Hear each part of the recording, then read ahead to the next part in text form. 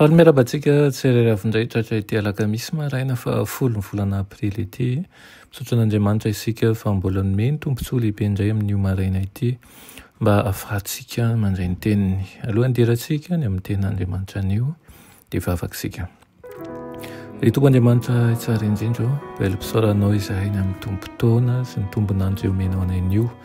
Misaotra indrindra raha io satria mitantana anay hatrany ianao ary mamoaka zava-tsoa amin'ny fiainanay tsirairay avy. Mangataka aminao izahay mba hiasanao amin'ny fiainanay. Mangataka aminao ihany koa izahay mba ho avaozinao mandrakariva izahay ka hitombo fitiavana ary koa hanana fanoloran-teny feno ny amin'ny fanomponanao. Meteza ianao hanavaonay hatrany sy hananatra anay. Aminaran'i Jesosy, amen. Raha teny mofinainantsika androany dia manao hoe ho an'izay mandalina ny are-tsarobidy. Nalaina no abolana toko 2:4 sy ny 5 manao hoe raha mitady azy toy ny fitady volafotsy ianao ary mikatsaka azy toy ny fikatsaka rena fenina dia ho fantatrao marina ny fatahorana an' Jehova ary ho hitanao ny fahalalana an'Andriamanitra. Amen. Aoka tsy hisy hevitra fa tsy misy intsony fahalalana horatovina. Azo refesina ny alalan'ny sain'ny olombelona ary azo atao ny mahalala tanteraka ny asan'ny mpanoratra malaza fa tsy mahatakatra ny sain'Andriamanitra kosa ny manan-tsaina indrindra. Misy tsy hita fetra any ankoatran'izay rehetra azontsika fatarina. Mangirana kely fotsiny no hitantsika ny amin'ny voninahitran'Andriamanitra sy ny fahalalany tsy hita fetra ary ny fahendreny. Tsy maintsy aletika lalina hatrany ny lelan'angady mba ahitana ny harena be voninahitra. Amin'ny alalan'ny finoana marina dia anjary fahalalan'Andriamanitra ny fahalalany olombelona. Tsy misy olona mikaroka ny soratra masina amin'ny fanahin'i Kristy ka tsy azo valisoa anatiny.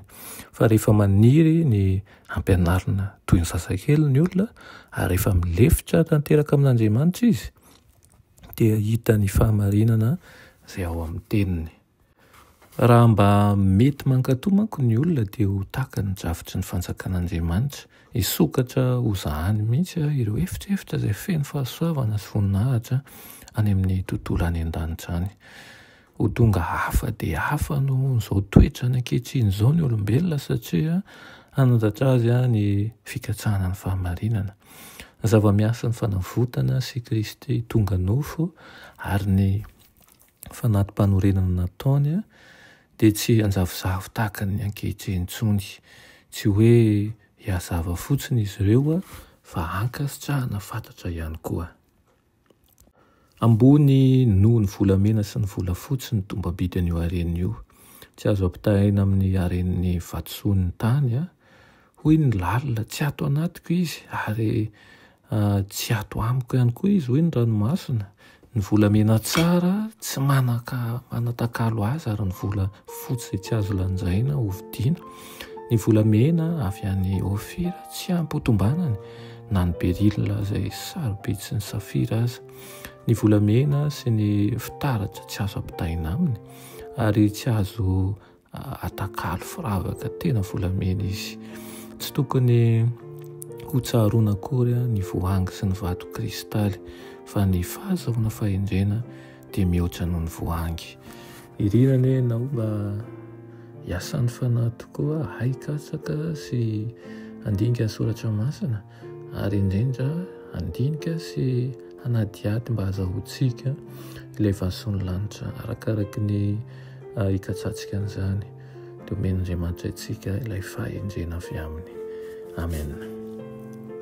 Ianay tsara indrindra mbola misaotra anao izahay ny amin'izany teninao izany dia mangataka aminao izahay mba homboleo fikirizana ho ponay hikatsaka ny fahamarinana ary engany mba ho hita taratra eo amin'ny ataonay tsirairay avy izao fa efa nandray ny fahasoavanao tokoa izahay. Tonoina sy angatany aminaran'i Jesosy. Amen.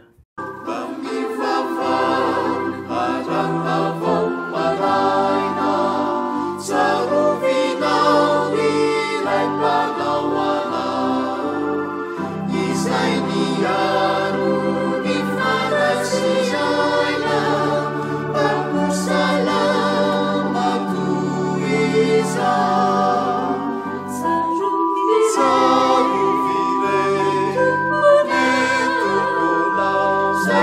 miaro